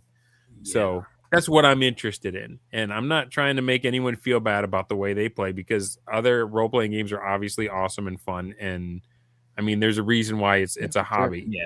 But once you get a taste of this one, you get fascinated with it and you want more. Yeah, that's not to say that 5e is bad. I mean, it just caters to a different type of person. I like crunchy systems. I always have. I like war games. And that's what really brought me to OSR, was how, going back to what D&D started as. It was just a modification of the war game. Yeah. It was the campaign rules for a chainmail war game. Yeah, right? Exactly. How do we connect the battles in a meaningful way? Yeah, I don't know if you guys have seen Alchemic Raker has been doing a thread recently where he's been going kind of point by point and showing how everything that was essential that you needed from chainmail in those 3 little books, that's what he incorporated in AD&D, and that's been a really interesting idea to follow. That this really was It seems like in a way, even Gary himself didn't realize the gem, the lightning in a bottle that he had nailed with those first 3 hardcover books. Yeah. Well, the problem with them is that if you master them, you don't ever need to buy anything else. That's true. Right? Can't Because sell your anything friends else. and you will generate all of this stuff on your own. You don't need to buy any Yeah. supplements or splat books or extra rules or like. Well, it's like if you're in a business of selling books, that's not quite good enough for you, right? Like you got to come up with other more things. Maybe you hit on it right there. That's the whole thing. The business model was never supposed to be selling books. It was supposed to be selling miniatures, adventures, character sheets, disposable stuff that you do have to buy, D&D branded merchandise, all that kind of stuff. I'm not against the D&D as a lifestyle brand. I want that stuff. I want t-shirts and hats and all that kind of stuff, you know. But I also want the game to resemble various types. I want variety in the game itself, you know. Yeah, and as Bradford Walker points out, I agree with that. It's about the clubhouse. It's about the hobby. It's about the guys doing it, having fun. It's not about trying to keep businesses afloat. Or, I mean, I am a hypocrite. I am a PDF merchant. I have a filthy 3-panel trifold character creation pamphlet that I have profited from. I haven't really profited. I spent all my PayPal money that I got from that on the exercise group. Come on, brain. I'm teaching new employee orientation this week, so like names are jumping right out of my head. What's the bodybuilder guy on X? He plays one E. Drew Bay. I don't know why. Yeah. So I spent I hooked my PayPal up to that, and I was supposed to just do it for the summer, but I did the summer and the fall. So until I ran out, I was like, okay, I got to back off again. But yeah, Drew Bay. So you guys helped me get swole. Everybody that bought that. What was I trying to say? Yeah. Bradford. Swole real business. Swole moose. The real business is in facilitating clubhouses. No one even tried to do that. You know, Bradford, I've been thinking about that too. And I think the real thing, the part of the clubhouse is a clubhouse needs a facility and it needs to charge membership dues. And what we have to do is find the magic price that people are willing to pay per month for D&D. Like I used to teach karate. That on average, ran about $100 a month, and people willingly paid that for something that, they did way less than like play D&D if you're into D&D. So money is always tight on gamers, but I wonder what it would take, what you can do. Mike has almost a prototype clubhouse with our member group here. This is a clubhouse that we're doing. We all paid to get into Mike's channel. We're in that Discord. And as a consequence, we all have something invested. We are bringing our A game to the table every time. Yeah, and that's a good point. I've noticed that communities that are membership, paid membership based, are usually a lot better to be in than the free ones, because people do value it. They put that dollar amount on it, and they don't want to squander it. I've actually heard the same thing about paid DMs. There's a whole thing on YouTube about getting paid to DM games, and that's what a lot of people that were in those games said, is that everybody shows up and they're putting their all into it, and they don't want to waste that money. They don't want to be the ones to make that session suck, because everybody's paid for it. So and there's something to that. And Patty's Parlor said and kick people who consistently score low during player scoring. I was gonna mention people, if they're putting even like $1 in, they don't want to get kicked out. So it not like how well they're playing, but like they're often on better behavior, because if you go to a game store and you get kicked out of one table, well, you might not be able to come to the game store that week, but you come back next week, go to a different table. And I can be corrected if I'm wrong, but in our game, when we're playing, like if a character dies or goes down, or not dies, but if they go down, you fail. Like you get a bad score just for not surviving. You don't get XP, that's for sure. So yeah, which I know the score affects XP. So So Yeah, Mr. Blue says people don't want to admit it, but $1 a month fee is a surprisingly strong gatekeeper. That's true. Yeah, I was following Dave Rubin around the time he announced and started Locals, and that was his main comment. He goes, I know everybody saying paid social media, that's dumb, but he said, look, that's the only way to keep out bots effectively. They're just not going to pay money to be members. Bots, yeah. That's a good point. Yeah, and so let's get back into what happened then, because I mean, you had this dramatic moment. You did the deed. Did you have any indication that it had worked when you sacrificed yes, these characters? Both in character and out of character. Mike gave us ample description about what happened.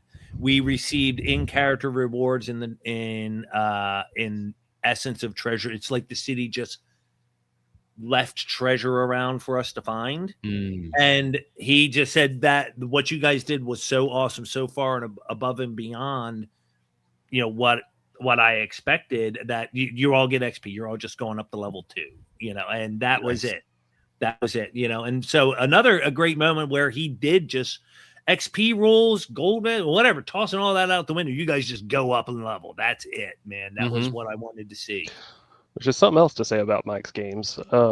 Talking about not having enough money to level up, he admits himself that he puts a ton of treasure into the game. So like it's there if you take the take the initiative, take the chances. I guess just do stupid stuff and you can reward for it, maybe. I don't know. That's been fascinating. I wasn't expecting it because coming from a modern sense, gold is not generous. It's not generously given from the later editions backward. So then to hear where like everything gives gold, everything just, I'm loaded, but I'm also spending a lot too. So I'm like, wow. Okay, I can participate in an economy here. Wait, this part's fun too? Holy crap. Yeah. That's the hard part. Giving people gold is easy, but finding things to let players spend gold on, that's the hard part. But that's where the domain play and stuff comes in. Well, you got to replace Relgar. There is no replacing Relgar. You wash your mouth out with soap right now. Let's talk about that though. What has changed now? You said you were crossing a line. You can't go back. You may not even know all the ramifications. First of all, how satiated was the worm? Is it like good for another 100 years, or is it like not? 6 months? As The depraved thing, more depraved than we even imagined we were going to do, but it did buy us 6 months. We were expecting to have to do this once a month. Yeah, and not just the worm, not just the worm, but our characters as well. We don't have to eat for 6 months. Oh, well, yes, that was another thing. We got that magical benefit where we're magically sustained. Don't need rations, food, water, anything like that. It's just So he definitely you're vampires at this point. Like every 6 months, you're gonna go grab something and you're gonna. We don't sparkle on it. You don't sparkle, but like that's interesting, right? Because like on X right now, there's been this whole big debate about the big bad and how many hit points it should have and if it shouldn't die too easily. I'm like, you guys are constructing a big bad here and now it's technically neutral. It's not evil, but like lawful good people won't be parsing the difference between people who steal your folk and sacrifice them. Like they don't know that they're trying to protect the world. They just know you're taking people is going to stand and they for don't it. come back. Yeah, no faction is going to stand for. And this experience, this adventure gave me a whole new appreciation for true neutral alignment. I've always been keen on that as this sort of, there's too much law over here. Let's add a little chaos. Oh, too much good there. Let's add a little evil. We're always carefully calculating how to do a balance. This was not that at all. This was all of your concerns are petty. We're trying to keep the world from blowing up. Yeah, we're dealing with stuff on a whole other level. We don't want to do this, but the law, chaos. I don't care who's running the country. We're trying to keep the world afloat. Yeah. Well, yeah, and what's interesting too is like we're not allowed back. to what was it, New Leptos? Yes. We're not allowed back. New Leptos. But that doesn't matter. That doesn't matter. We fed. You the think got beast. wanted posters up of you guys' faces all over? I come back with a Dunder mustache, being like, I don't know of any druids. Yeah, And the bigger we're this, just a bunch of clerics. the longer this goes on, Wondering- the more people we have to sacrifice, the more people we recruit, the bigger our name's going to be, and the harder it's going to be to get around in the world. So it's going to ramp But up, you're for sure. also leveling up and getting more powerful, and who knows what strange blessings the sleeping worm may also bestow you with. Correct. Yep. It's all very Interesting. interesting. You see how it all plays off each other. So Yeah, Absolutely. And you were just mentioning the gold stuff too. Like, there's not much gold in the new ones, but tons of gold in the old ones. That's one of those load-bearing rules that you were talking about, Thunder. We didn't Okay. even realize what we were losing by removing living expenses and training costs to go up in level. The time and Yeah. gold that it takes to go up in level changes the game completely. But now, like, when I get to second level, that's going to feel like a serious accomplishment. That's going to be celebrated. Let's pop some champagne. Harold has more than one hit point. yeah. It'll probably be two, but I was gonna say, yeah. I'm going to I'm gonna roll roll one one, when but- I level up. But that's that. Now, how does Mike We'll- does it? How does Mike do it? We'll Does he- laugh does at he that let bridge you- when we come to it. Does he just let you roll your new hit die, or do you get to re-roll both of them? Or do we Just not know Not yet? sure. From what I understand, we're doing rolling a hit. Actually, when we leveled up the druids, he said add on to what we have. Right. Okay, Yeah, so you keep Just what you roll a have, you die just and roll a add. new one. Gotcha. Got it. Gotcha. And I wondered about. Actually, I've been meaning to ask Bros about that. If anyone had tried that variation, I couldn't remember if that's in the rules somewhere or if it was kind of ambiguous in how I you am not interpret sure it. that it's in 1E. The first place I heard about that was Worlds Without Number. I think Kevin Crawford. So I don't know if that's a 1E thing or if that's just something. That's more like a generic resource, I think. Like, Yeah. it's a bunch of random tables. It's great for like world building or no prep, from what I Mhm. understand. I don't own it myself, but I've I got a heard buddy nothing that's really into it. I about haven't really practiced or played with it much, so that's the problem with having a show like this. I don't know if you've got these experiences, Jack, or not, but it's like you got a bunch of friends and they've all got their own games, and you're trying to learn. I know a little bit about a ton of games. I feel like that's one of the things I want to do in 2026 is I just want to focus on one or two and just learn the crap out of them. I can appreciate And what that was because gonna be I feel the same for the last couple years. I've been on a real. I had an extensive gaming collection to begin with, and then I went on a bit of a Kickstarter and buying spree, and now I'm overwhelmed by a ton of new systems and books. And then what do? I'm playing the books that have been on my shelf for 40 years. Right. I'm in the Man Alone Discord, and we started a channel that is Pile of Shame. So we post what we haven't, what we bought and haven't played, as kind of incentive to play that stuff. So Chubby says, "I'm late. Did I miss the good stuff?" You missed the neutral stuff, the true neutral stuff. Chubby. You missed. You should definitely go back and watch it. It is naked crazy. and raw. It is some crazy. It is nature wet in tooth and claw. So, man, okay. There's a lot of stuff I'm thinking about right now. Patty, if I may lead us back to the chat, Patty had a couple of good questions about taking these rules and trying to port them over to other games. Now, here's the thing. I happen to be currently in a play-by-post game with Serious DM where he is attempting to apply all these principles to a 5e game. It's been awesome, awesome, fun game. And I need to very get that guy on fun. my channel. That guy's a genius. Yeah, but that dude has created a huge document which fills in all the blanks that currently exist in 5e in terms of random tables. What will you encounter in various parts of the wilderness? If you're in this section of the map, what are you going to run into?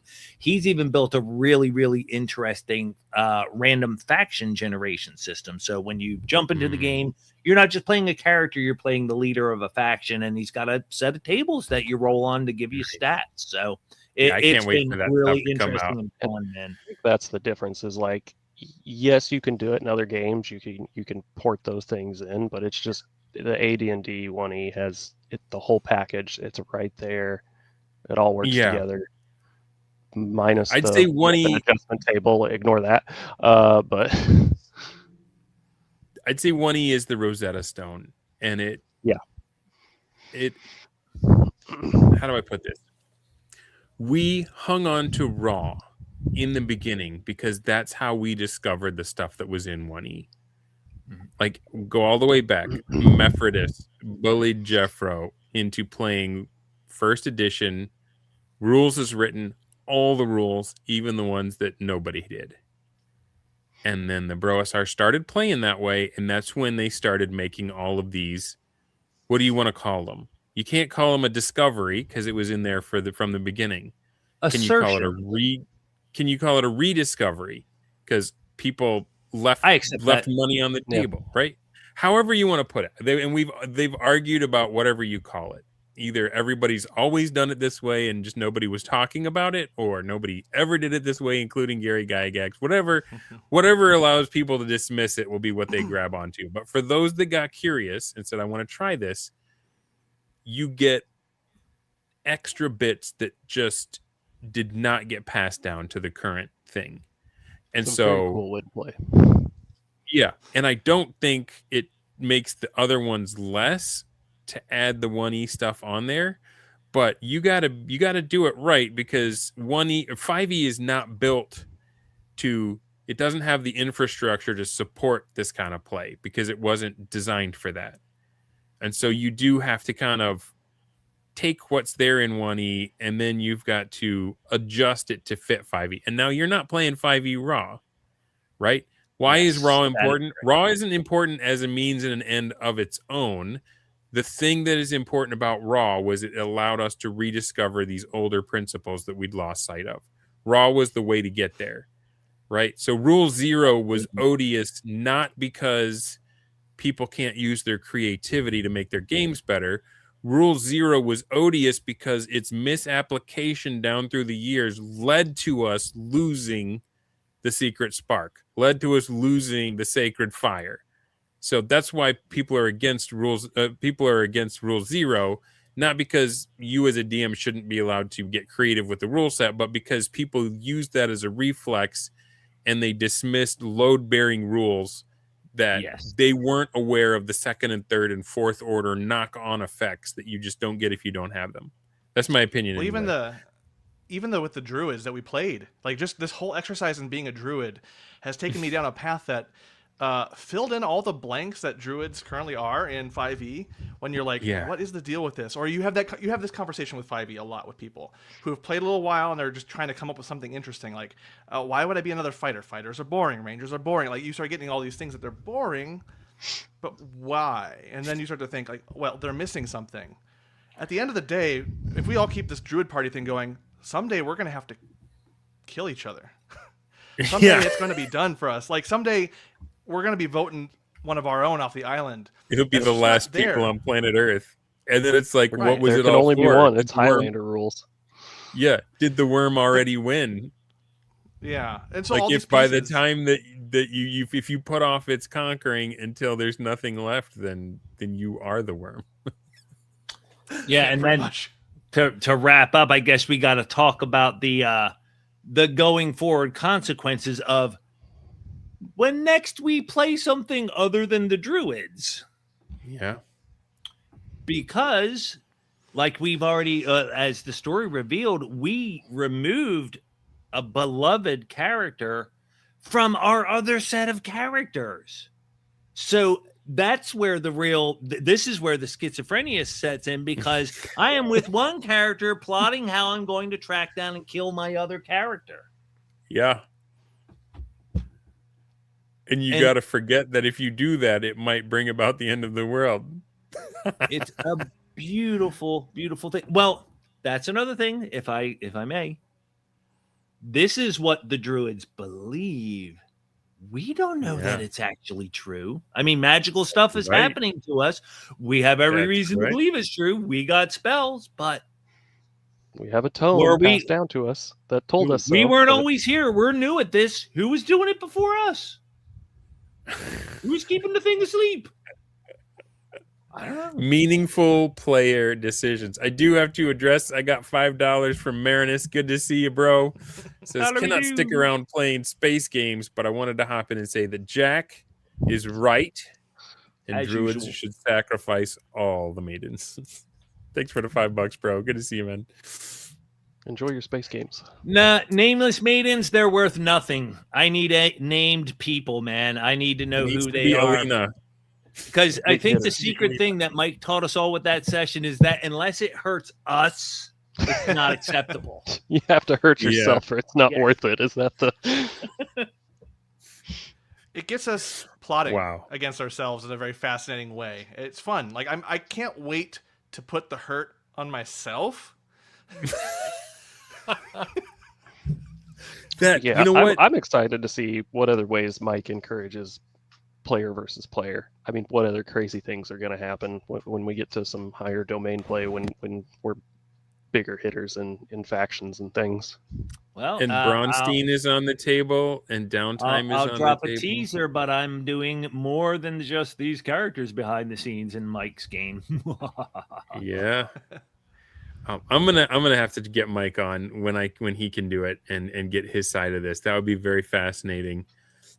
Thank you guys for coming on and being willing. I mean, kind of last minute. Jack just kind of threw this together at the last minute, and he was like, "Hey, Dunder, you want to do it tonight?" And I was like, "Yes, let's do it." So A true I caller, appreciate y'all through for and through.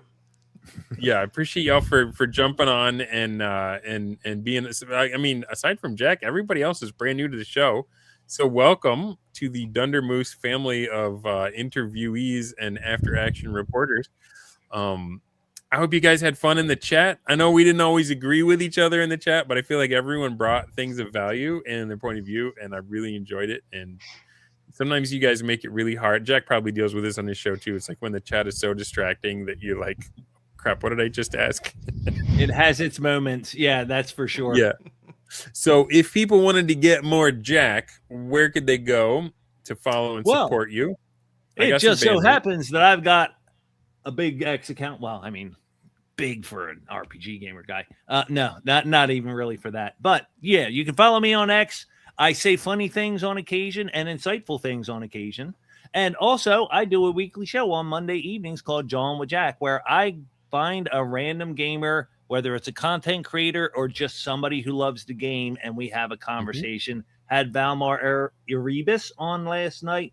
Great conversation, cool guy. It was such a fun guy to talk to. Can't recommend. So go check that show out. Subscribe. I'm at like 130 subscribers. Help me out, people.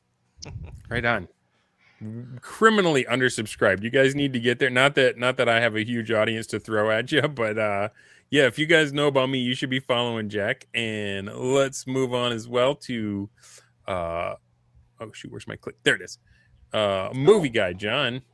That's me. That's nice. Yeah, I have an X account. I post tabletop things these days, or movie things. In the name, I originally started it with much more interest in movies, and tabletop has come to rescue me. But I also do YouTube stuff where I'm trying to do a solo play series on Cyberpunk Red, and also trying to get some other ones off the board. I have an OSE one I want to do to give that the fair shake I never gave it back in the day, and a few other ones. But it's Christmas time, and I'm lazy. But I'm also reading books. I just finished Green Knight and almost done with Frankenstein. Nice. Rock and roll. Solid. Right on. All right, and how about you guys, Eric and I'm sorry, I keep forgetting your name because I'm just reading unregistered hypercam, and that just makes me a horrible host. But It's fine. It's Jay. I don't have anything to plug right now. I Jay, might make all a right. Twitter account. I might make a Substack. I don't know yet. Nothing. okay, right well, now. let me know when you do, and I will boost the signal, bro. We'll get Jay out there. And how about you, Eric? How can people follow your stuff? Same place. I don't do too much. I mostly just lurk on Discord. I do have an X, but I don't get on there. One of these days, I do want to start a YouTube channel and do some Ars Magica Oh, 5th right on. edition solo plays, because there's just nothing out there for that game, and it's an awesome game. So I'm waiting for the definitive edition to come out. I have to get a better setup than this for YouTube, but you know. Right on. Well, it's better than my setup right now. Mine's just a messy basement. they took my curtain away. No, you got a majestic cityscape behind you. Oh yeah, that's Yeah. right. I have, totally like, believe this is that. from the I thought purple you were city there or now. the Looks yellow. like you're there. The Yunsun. I'm in Yunsun right now. So yeah, thank you guys for being here with us tonight. Thank you guys in the chat. Thank you for those watching right now, and thank you for those that are watching this after the fact. And if you want more stuff like this, go ahead and subscribe to This Is Dundermoose, and we will see you on the next one.